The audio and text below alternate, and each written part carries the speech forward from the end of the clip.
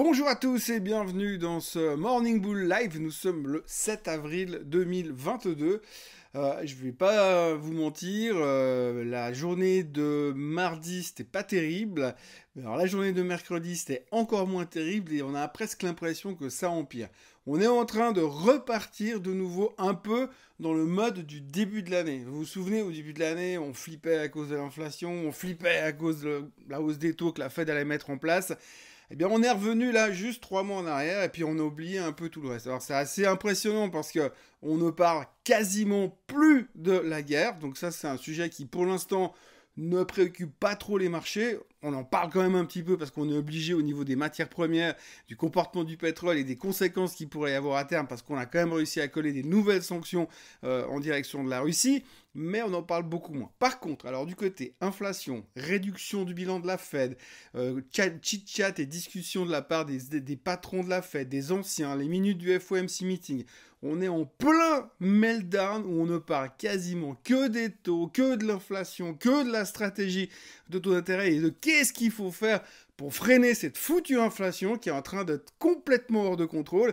Et même là, j'ai un peu l'impression qu'on est en train de se poser des questions pour savoir si potentiellement il y a vraiment une chance qu'une hausse des taux, même de 2%, va finalement réussir à freiner l'inflation. On se pose énormément de questions et c'est le gros stress du marché de nouveau. On va le voir en détail.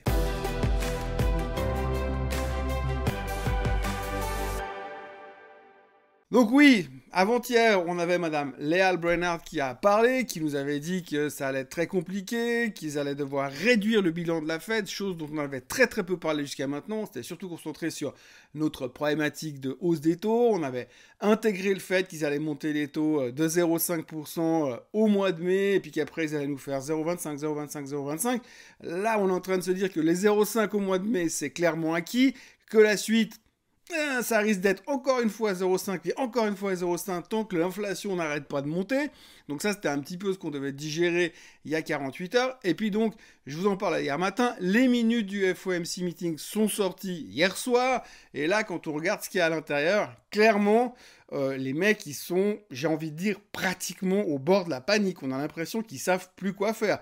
Peut-être que le mot panique est un peu fort, mais on voit clairement que la puissance de la Fed et la capacité de la Fed à lutter contre la problématique de l'inflation, ça a l'air vachement compliqué. Très compliqué.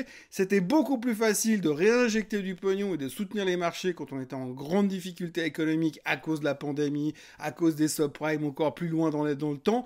Mais là, aujourd'hui, dans l'autre sens, quand on a une explosion de l'inflation, alors là, on est en train de se dire... C'est compliqué parce que monter les taux, c'est bien joli, mais on sait aussi que la hausse des taux va pas immédiatement freiner l'inflation et arrêter cette hausse pour revenir à la normale. Ça va prendre du temps. C'est un peu comme quand vous avez un paquebot qui rentre dans un port. S'il freine à la dernière minute, il va se fracasser contre le port. Par contre, s'il freine 3 km avant, il y a une chance qu'il s'arrête et qu'il puisse se parquer normalement à l'intérieur du port.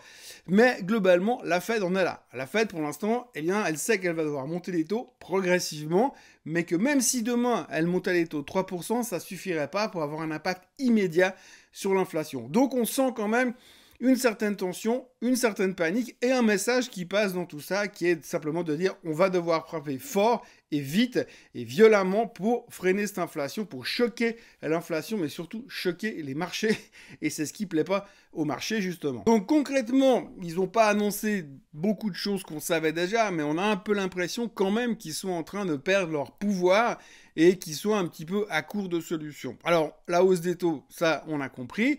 Dans le rapport, pour vous donner un ordre d'idée, dans le rapport de la Fed, ils ont mentionné, dans ces minutes, vous savez, les minutes, c'est un truc qui est publié, c'est un gros pavé comme ça, je sais pas combien de pages, mais c'était indigeste au possible. Et là-dedans, eh bien, on va chercher un petit peu la clé, la déclaration top secrète entre deux lignes qui nous laisserait entendre la stratégie de la Fed pour les 15 ans à venir. Donc, à chaque fois qu'il y a ces minutes, à chaque post-meeting de la Fed, on analyse tout ça et ce qu'on ressort là-dedans, un des chiffres qui ressort qui est assez rigolo, c'est qu'il y a 83 fois le mot inflation dans les minutes de la Fed. Alors je crois que c'est un truc qui doit faire 14 pages ou 15 pages, 83 fois le mot inflation, mais jamais le mot récession. Après, il y a la problématique de la réduction de la taille du bilan. On en a parlé hier. Alors là, ils ont plus ou moins dessiné, esquissé un plan de réduction. C'est 95 milliards de réduction par mois. Il y a 9 000 milliards au bilan de la Fed. Donc ça va prendre un tout petit peu de temps pour revenir à la réalité. Si on voulait juste revenir au niveau où on était en 2019, donc il y a un peu plus de 2 ans, eh bien ça va nous prendre quand même, grosso modo, un paquet d'années avant 2027. Faut pas trop y compter à ce rythme-là. Donc du coup, on est vraiment dans une situation assez critique parce qu'on sait qu'ils peuvent pas monter les taux à coût de 2%,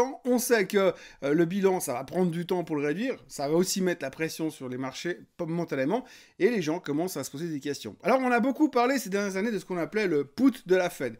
En gros, le put de la Fed, c'était une notion assez établie dans les marchés qui disait que de toute façon, si ça allait mal à un moment donné ou à un autre, dans les marchés boursiers, qui n'ont rien à voir avec l'inflation en direct, on est bien d'accord, si ça allait mal, eh bien, la Fed viendrait nous soutenir, nous mettre le put de la Fed et nous mettre le soutien derrière. Et donc ça, c'est un petit peu ce qu'on avait dans nos têtes. Aujourd'hui, par rapport au discours qui est en train de devenir méga hawkish de la part de M. Powell, on a l'impression qu'on n'est plus du tout dans une phase où ils vont venir nous soutenir. Même à la limite, ça les arrangerait que le marché se pète la figure. Ça les arrangerait que le marché se pète la figure, et c'est d'ailleurs ce qu'a dit M. Dudley, ancien membre de la Fed, de New York en l'occurrence. Ce monsieur a dit hier, ce qu'il faudrait aujourd'hui, c'est faire très mal aux investisseurs. Simplement, il faudrait faire vraiment tomber le marché, il faudrait que le marché tombe, donc c'est des hausses de taux violentes, brutales, successives, peut-être même en dehors des meetings de la Fed pour que le marché commence à baisser, vraiment paniquer. Pourquoi ça, vous me direz? Eh bien, simplement parce qu'en fait, aux États-Unis, une grande partie de l'argent que possèdent les Américains est en action. Donc si vous avez un marché hyper inflationniste qui est très cher aujourd'hui, avec la hausse du pétrole, avec la hausse du blé, de toutes les céréales, etc., si vous avez cette inflation monumentale qu'on voit aujourd'hui, et puis que derrière, vous avez un capital financier en action avec un marché qui continue de monter, bah les gars, ils s'en foutent parce qu'ils ont de l'argent, ils gagnent toujours plus d'argent, donc ils continuent à consommer, ils ne sont pas obligés de freiner la chose. Donc ce monsieur disait qu'aujourd'hui, il va falloir inévitablement, pour avoir un gros coup de frein à l'inflation, être violent sur les taux à la hausse et surtout faire paniquer les marchés pour les faire tomber assez violemment. Alors, je ne peux pas dire qu'on est en train de rentrer là-dedans puis qu'on va avoir un crash boursier, parce que ça fait tellement longtemps qu'on n'en parle plus de celui-là, qu'on ne sait jamais. Mais en tous les cas, on voit qu'aujourd'hui, il y a un énorme stress parce qu'on a l'impression, gentiment, petit à petit, qu'on ne sait vraiment pas comment on va pouvoir la bloquer, cette inflation. Et là, on sent dans le discours de la Fed que ça frise la panique. Autrement, techniquement, vous posez pas de questions, c'est très moche. Si vous regardez le Nasdaq, eh bien, on a tapé, comme je le disais, à 2 jours, pile poil la moyenne mobile des 200 jours. C'était vraiment le cas d'école. Le Nasdaq est en train de se planter. Pour l'instant, il y a encore un peu d'espoir. On peut s'en sortir. Le plus drôle à regarder aujourd'hui, le plus impressionnant à regarder, c'est le SOX, le Semiconductor Index. Alors souvenez-vous, depuis le 14 mars, c'était le secteur qu'il fallait avoir. La tech, c'est génial. Les semi-conducteurs, c'est formidable. On avait repris 20% depuis les plus bas du 14 mars jusqu'au 29 ou 30 mars. 20% de rebond depuis les plus bas. C'était quand même assez impressionnant. Eh bien, depuis le 29 ou le 30 mars, eh bien, le SOX a reperdu plus de 12% de nouveau dans la thématique inverse. Où la tech, c'est pas bon parce que si les taux montent, ça sera pas bon pour la tech. C'est extrêmement volatile quand même si la VIX est encore relativement sous contrôle, même si la volatilité globale du marché est sous contrôle, on voit quand même que c'est extrêmement volatile sur la techno et c'est très très violent quand même parce que 20% et moins 13%, tout ça en l'espace de quoi? Même pas un mois, ça fait quand même un sacré bout de chemin. En Europe, eh bien, pareil, ça fait un moment qu'on est toujours dans ces trends descendants. Si vous regardez le CAC, si vous regardez le DAX, clairement, c'est pas beau du tout. On est dans ce canal descendant, on a des gaps à combler plus bas. Les gens sont en train de se poser beaucoup de questions au niveau économique en Europe. On a vu aussi que l'inflation en Europe était très très forte ces derniers jours. On craint aussi une relance de l'inflation, une nouvelle flambée des prix avec les nouvelles sanctions qui ont été mises encore en place hier contre la Russie, donc l'arrêt d'importation du charbon, etc. Et puis maintenant, ils sont en train de targeter les enfants de Poutine à droite à gauche, plusieurs personnes qui sont très très riches, des oligarches de nouveau. Donc ça continue à taper dans cette direction-là. On a aussi une crainte qui pourrait être aussi liée à tout ce qui est céréales. Ça revient un petit peu, on en parle à nouveau. D'ailleurs, c'est Mme Yellen qui parlait de ça hier soir, en disant il y a un gros risque aujourd'hui de catastrophe mondiale. Elle a utilisé pas les mots catastrophe, mais c'est vraiment une anxiété globale mondiale par rapport au prix des céréales, puisque les conséquences de la guerre vont faire qu'on va avoir beaucoup moins de céréales sur le marché, puisque les Russes et les Ukrainiens sont des gros producteurs. Donc il y a des conséquences, il pourrait y avoir des conséquences plus loin, et ça va continuer à générer une flambée des prix. Ça, c'est quelque chose qui angoissait quand même pas mal le marché européen hier, ce marché européen qui se pose des questions parce alors nous on a une inflation qui est en train de rattraper celle des Américains, gentiment, puisque les Américains sont à 7,9 et puis que l'Europe est à 7, mais par contre nous en Europe pour l'instant la Banque Centrale n'a même pas encore commencé à esquisser le moindre mouvement pour réagir. Donc il y a aussi une petite crainte de ce côté-là. Donc du coup vous avez le DAX, le CAC qui reste dans leur tendance baissière. Il y avait encore le SMI qui s'en sortait pas trop mal, mais on sent que c'est pas terrible du tout au niveau technique. Et puis on termine aussi avec le pétrole qui s'est repris une baffe de nouveau hier. Alors maintenant j'ai envie de dire quand le pétrole baisse, c'est une bonne nouvelle, puisqu'on sait aussi que le pétrole est une espèce de baromètre de l'économie. On dit quand le pétrole va bien, c'est que l'économie va très bien. Et nous aujourd'hui, on aimerait bien que l'économie elle est un tout petit peu moins bien, puisqu'il faudrait que l'inflation baisse, comme ça éviterait à la Fed de paniquer et de faire trop de dégâts au niveau des taux d'intérêt. Donc aujourd'hui, on a le pétrole qui s'est repété la figure, on a repassé en dessous des 100. On préfère le voir en double digit qu'en triple digit sur le baril. Forcément, ça se ressent pas du tout à la pompe, hein, parce que je suis allé faire le plein hier, je me suis dit, mais il a baissé par rapport au 130, parce que là, il me semble qu'on est resté bloqué il y a 3 semaines en arrière. Enfin bref, le baril est redescendu sous les $100. La raison principale d'hier, c'est qu'en fait, la décision de M. Biden d'utiliser ses réserves stratégiques pour faire baisser le prix du pétrole a été suivie par d'autres pays dans le monde. Donc il y a plusieurs pays membres de l'EIA, l'Association internationale de l'énergie, qui ont décidé d'ouvrir les vannes et d'ouvrir les robinets de leurs réserves stratégiques pour aussi mettre la pression vendeuse sur le baril pour essayer de soulager un petit peu ce prix du pétrole qui devient difficilement supportable pour pas mal de monde. Les seuls pays qui n'ont pas accepté de couper ce genre de choses, c'est la Russie. Et puis l'Arabie Saoudite, parce qu'à cause de l'argent, ils peuvent pas, quoi. C'est compliqué. Mais enfin, grosso modo, pour l'instant, eh bien, le pétrole est de nouveau revenu en dessous des $100. Et heureusement, ça limite un petit peu la casse.